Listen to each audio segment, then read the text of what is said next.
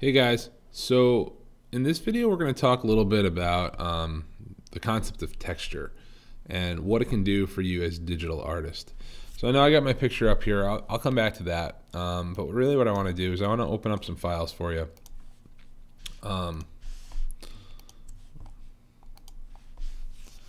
What I have here for you are just a couple of items that I scanned, okay? And the thing is that texture is all around us. Okay, let's start there. It is literally everywhere, and it can be used so many different ways as a designer, as a photographer, as a digital artist. All sorts of ways can you use texture, and so you really want to just recognize it and begin using it because it helps make your work look more authentic. For example, you can inlay it into an image. You can have it in the background of an image. You can make it a background in general. You can go ahead and clip it to part of an image or to text. You can just give a little extra grit to an image with texture. You can do all sorts of stuff with it. And the thing about textures is, like stock art, it's easy to just go to Google and search metal texture and, grab something and start using it. And I would be a big liar if I said I never did anything like that, because I have. And the thing is that sometimes I do stuff like that when I'm doing a quick demo in front of a class. But if I'm ever going to use texture for real, I would never ever do that. And the reason why is because, again, just like when I was looking for the camel, when I was doing that lesson on stock art, it's just not, it's not practical, because the things you find on the internet tend to be really low resolution. So how do you get good quality textures, and where do they come from? So this thing right here, this was a mop head. That's all, right? And I just scanned it in, and I scanned it in at 1200 pixels per inch. Now, let's talk about that a little bit. Scanning, if you're going to scan, right? If you're going to scan textures, right, always go big, because you don't know what you're going to use them for. So right now, this kind of wavy kind of pattern looks the way it is, and it's fine. If I go to view and 100%, look at how close up I've gotten from this. Way, way, way more close up than you would even expect. And it's weird. It's just it's got all these porous things inside of here. There's a lot of cool stuff, right? That even looks like trapped liquid inside of there. So this is a really, really interesting kind of, texture. And this is just something that's an everyday item in our home, right? So this is pretty cool. Here's another one. This is crushed up pretzels. I just grabbed some pretzels and I just crushed them up in my hand and zoom into them, and look at that.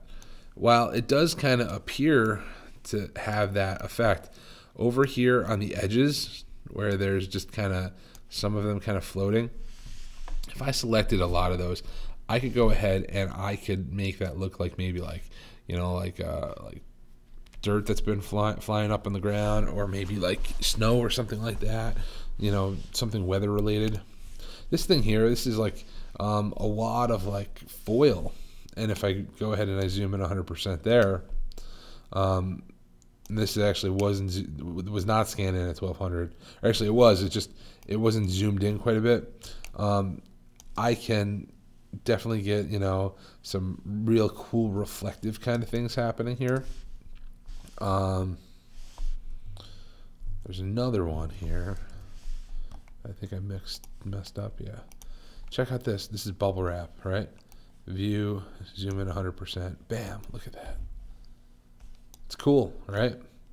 So there's all sorts of texture in the world that you can scan in. If you're going to use an actual scanner, scan it in high res. Remember, 300 pixels per inch is what we output to, but a 300 pixel per inch scan, that's a 1-to-1 resolution. It means we can't really make it bigger, right? So if you want to make it bigger, you got to double it. triple it, quadruple it in size, right? So you scan things in a 1200, 1500, man, you're going to be able to use them and get really close, really in depth. It's going to be like macro, microscope kind of photography. It's going to be super cool. If you can't scan something in, take photos of it, okay? I can't tell you how many times I've gone hiking and I've had my camera with me and I just walk up to some really interesting trees and I just take pictures of things like their bark, because again, really, really interesting stuff. Or like, the ground, the limestone on the ground that's been sitting there for hundreds and hundreds and thousands of years, and it's been eroded and it's got these really cool patterns in them. You can't take that home and you can't put that in a scanner, but you can photograph it, and it's awesome. Or water, for example. You can't put liquids in a scanner; it just doesn't work. But you can easily photograph it. All these things can go into our artwork and can help us out. So I want to just show you a couple things for a demo. So let's see here. Let's take my crazy pretzels here, and let's take them over to me. Okay, just to get a sense of like what we can do with them. Let's play around here a little bit. So what I've done is blow this up a little bit. The cool thing about texture too is I can drag it, because nobody knows what it is, right? It's just, I know what it is, you know what it is because I told you. But if I didn't, nobody would know. So I went ahead and I cut myself out of the background. And check this out. I'm going to go ahead and I'm going to put my texture layer above me. So I'll call this texture. And I'm going to call this me.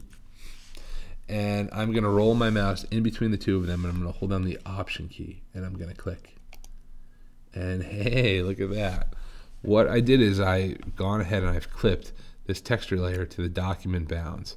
I can move my document all around. I can move me all around, right? Or I can select the pretzel layer and I can move that all around, which I think what I really want to do. Now check this out. This is where it's going to get kind of interesting. I'm going to take this and I can take the opacity down, and now I can overlay on top of the two. Hey, look at that. Or I can go ahead and I can come to blending modes and I can make the two blend together.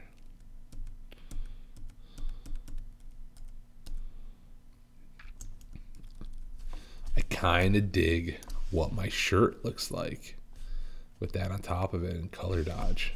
Not so much my face, but my shirt, yeah.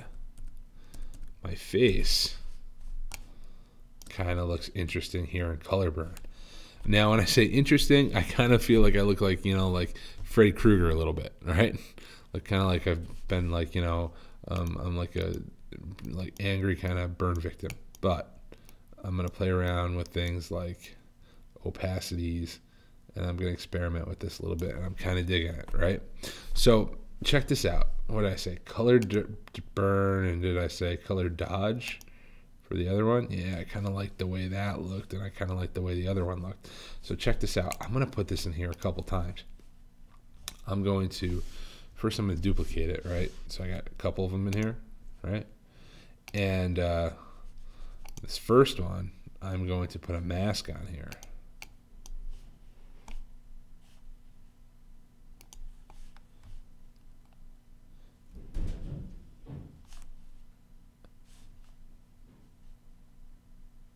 And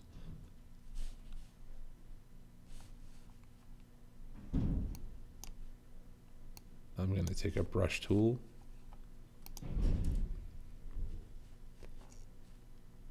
and I'm going to put a soft edge on it, and I am going to go ahead and brush black. Now, if I do that, I'm going to get rid of it here. I don't want to get rid of it there.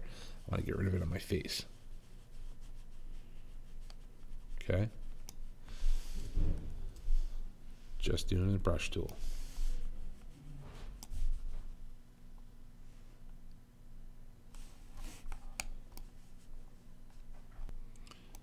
Just using the brush tool, I'm going to go ahead and I am going to just clean this up just like this. clean this up. I'm not going to get crazy about this edge. I mean, I'm going to get as close as I can, but I'm not going to go nuts.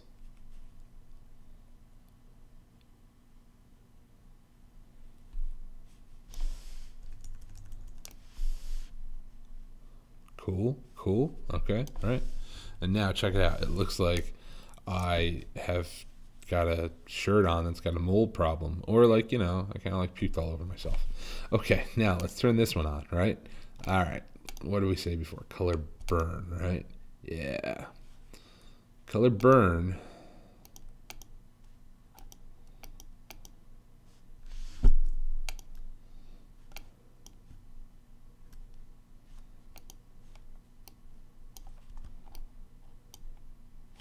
Yeah, I liked what I did with color burn, and I liked what the other one did with color dodge. So I'm just turning the other one off for a second. I'm going to turn color burn on this one here, right? And I'm going to go ahead and toss a mask on here. And now I'm going to clean up this whole thing.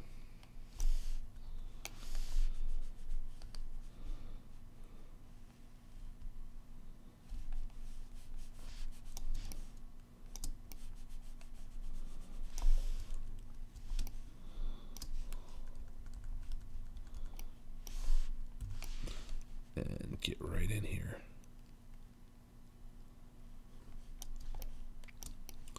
And I realize now, it makes me look like Deadpool. Yeah, it makes me seem cool too. Yeah, Deadpool. That's a joke. Although I did like that movie. There we go. Cool. I don't want it to affect a couple things though. Like, I don't want it to affect my teeth. I want my teeth to kind of look like teeth. Now that kind of looks weird, doesn't it? If I have my teeth just kind of looking like that, and it might. And my eyes, I don't want it to affect my eyes either. So I'm gonna get my eyes in there. I'm gonna clean them up.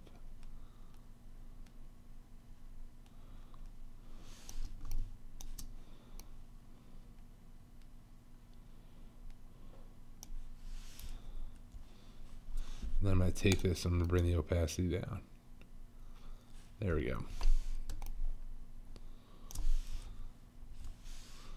And then I'm going to turn, let's see, look at that. It's kind of interesting looking. This one's color burn. We want this one to be what? Color dodge, right? And there we go. But we want it to clip. And see, I've gone ahead and I've done it in a way where I can apply two different ones here. And if I feel like I could go ahead and I could play around a little bit more. Ooh, I kind of like that even better. Soft light. And what if I go ahead and I bring the opacity down a little bit more? Now it just kind of looks like it's all grungy, like I've been like sleeping in like a dumpster for like a month or something like that. I feel like, yeah, I feel like I got like in a chemical accident, and I've been, you know, kind of, you know, I'm ready to come out in the world in many ways. Again, like Deadpool. My face here is weird though. My teeth, they're too bright. My eyes, not so bad, but my teeth are too bright. So I'm gonna come back over to here, and I'm gonna fix them. And I'm gonna fix them simply by going ahead and making them all grungy again. Okay. And then I'm going to come back here and I'm going to fix them. I'm going to make my opacity low, maybe like 60%. And then, really important, I'm going to have to do this in kind of one shot, because I don't want to have to go 60 on top of 60.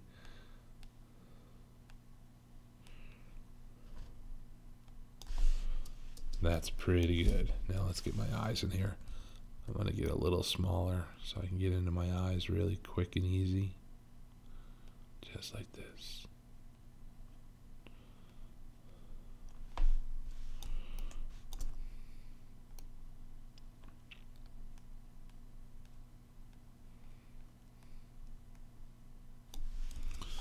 And there I go.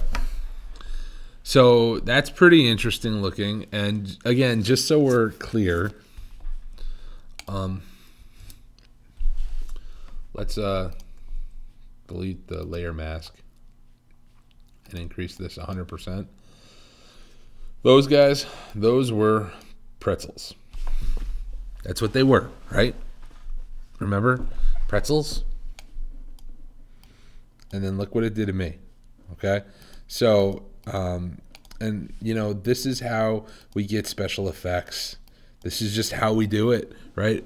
We go ahead and we do things like blending modes and opacities, and we are using everyday objects and we get them. And it's pretty it's actually not pretty kind of cool. It is kind of cool. Let's do another one, okay? Let's take this. And I'm going to throw some text on here. Okay, so I'm going to go ahead and I'm going to throw some text and I'm going to say scrub.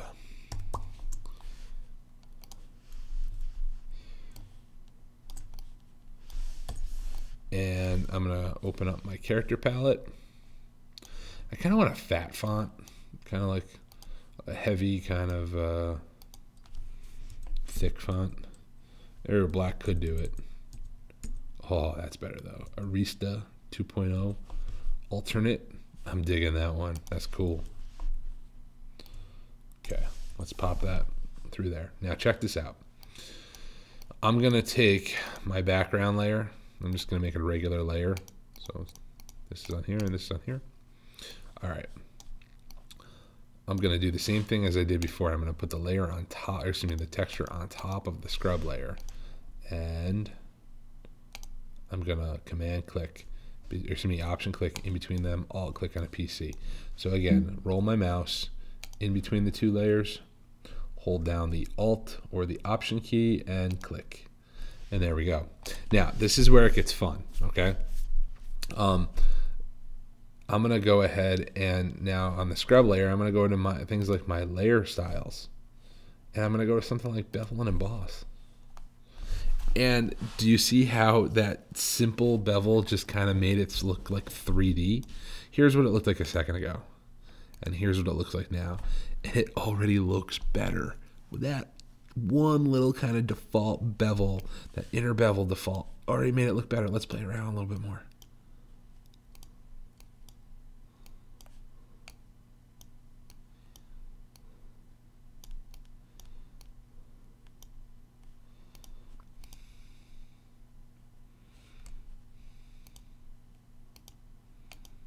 Oh, I'm digging that inverted cone. It's pretty cool looking.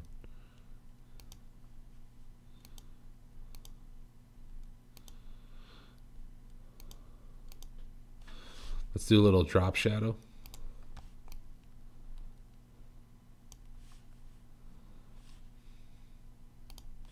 We don't need to use the global light for that. Let's do a little inner shadow too. And again, we won't use the global light. Let's increase its size so it's softer. So check this out. Blending, or excuse me, bevels, inner shadows, drop shadows. Take them away and it looks like that. It's cool looking, but put them back on. And this thing looks like it's contoured, like it's 3D. Because in many ways, it is. Highlights, add some blacks in there. Really cool. Let's put a color overlay on there. Let's put a color overlay that's fun, like red. Now let's change that blending mode to multiply. Ooh, freaky looking. Color burn. Even freakier. Now, right? Okay, so, that's cool looking, right? That doesn't say scrub to me anymore, though. So I'm going to go ahead and say fire. Maybe not that font. Or maybe we go back in the color overlay. Maybe we change it again. Ooh. That's interesting too. I don't think it says fire anymore now. Now it says pastel. Or virus. Right? Kind of looks like it. So here's the fun thing, all right? Again, we have the ability to go ahead and do these things. Remember the whole blending mode thing? This is normal. What happens if we go ahead and we make it multiply that? What about if we go ahead and we try something else? Hard light, linear light, exclusion, luminosity. Oh, that's cool looking, right? It made the red come through where the pink was. They made all the other parts white, and that's cool. That's fun, all right?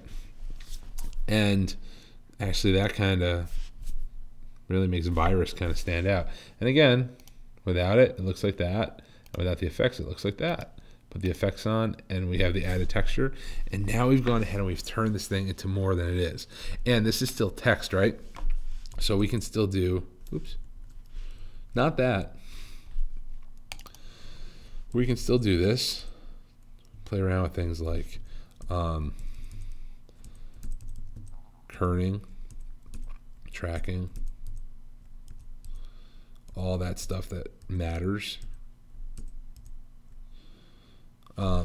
We have the ability to go ahead and use lowercase or uppercase. Like in this case, I'm going to use a lowercase there. I think that's going to make it look a little bit better.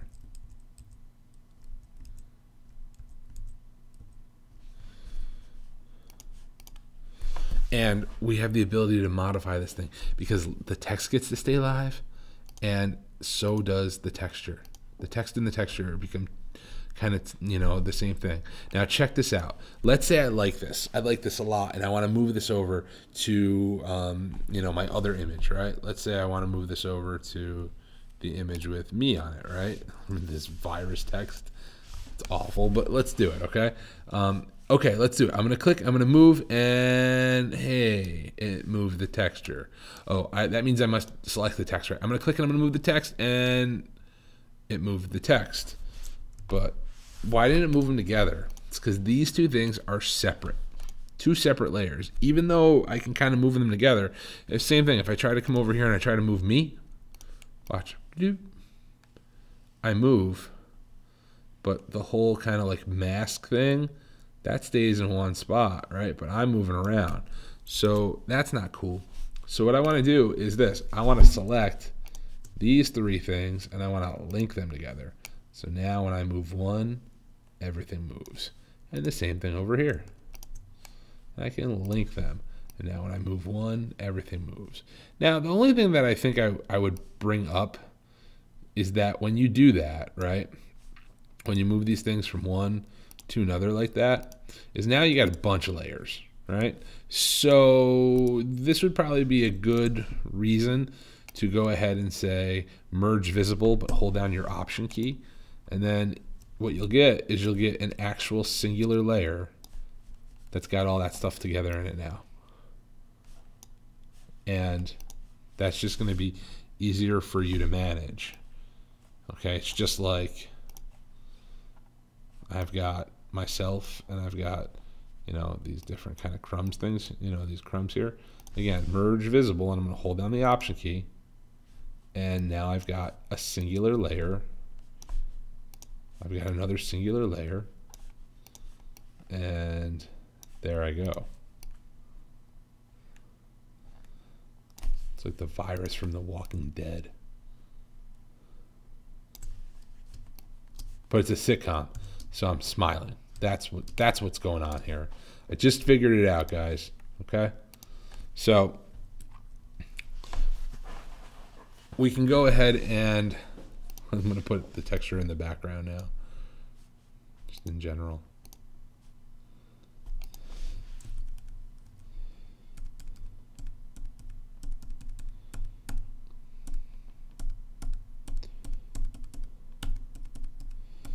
And there we are. That might work. At 25%. There we are. Look at that. It's a new comedy that's going to be on ABC next fall. Virus, right?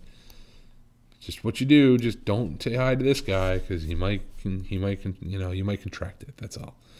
Yeah, that's awful. But okay, this is a simple way that we can utilize texture in our documents. It's not hard. It's definitely doable, and you need to just recognize that and realize that, and know that it's simple. I do it all the time. I don't really think that I start a document without a texture in the background. I use rocks a lot. I use metal a lot. Sometimes like crumpled paper, that sort of stuff. And then just kind of a bunch of different random things that I've found all over the world. Tree bark, dirt, like the texture that's in the tile of a ceiling tile, or excuse me, the texture in a ceiling tile, like concrete, like banana peels, like weird stuff like that. That's a great place. Just look all over your world. You'll find textures. What I don't do is I don't just jump to the internet and I type in textures. The reason why I don't do that, and you can, right? You totally can, right? Because there's tons of websites that'll give them to you. And it's great, like Totally Tuesday Textures. This is an awesome website. This is Abdizito. I love this website. They have this awesome Tuesday texture thing, right? It's great, sort of, because the reason why it's just kind of sort of okay is because these things look great at first, right? But then when I drag it into Photoshop and then I want to go use it, let's drag it into a full-size document like this one here. And see how small it is? If I need to go ahead, I want to make it big so it can fit in everything. See the pixelation that's happening? So that sucks, right? And you might be like, well, it looks better now. Yeah, but still when I zoom into 100%, it's super fuzzy. Versus when I zoom into my pretzels at 100%, they're just not. They're not fuzzy at all because I controlled how I brought them in. So the best way for you to do this is to get high quality scans, high quality photographs, and then you'll have high quality textures and you'll be able to use them and they'll be really good. So I would recommend, taking the time to build that texture library. Again, like my stock library, I think I have a bigger texture library, to be honest with you. Because, while I'll go out and I'll take pictures of animals at a zoo and waterfalls and all that, stuff that, you're going to need someday, I take pictures of textures every day. I'm always snapping something, or if I find something cool, I'm saving it so I can scan it. Because, again, it adds authenticity, a certain kind of feel of authenticity to your work, and it's got a lot of bang for just a real little buck, and it's definitely something you want to do. I recommend too meeting some friends in this field, and going ahead and sharing those things with one another, because if you have 100 textures and they have 100 textures, really soon you have 200. Just create a library that you can all use. I recommend doing that. It definitely helps out a young designer or creative person kind of building that library, just working with your friends. So, yeah. So let's say no to the internet. And, oh yeah, Photoshop has a texture library, right? It really does. If I go ahead and I click on, let's see, the pattern stamp tool, it's got like a texture library, like these rocks right here. Great. Let's draw with them and see what happens. New layer. Yay, rocks. Yay. Okay, here's the thing. Never do this.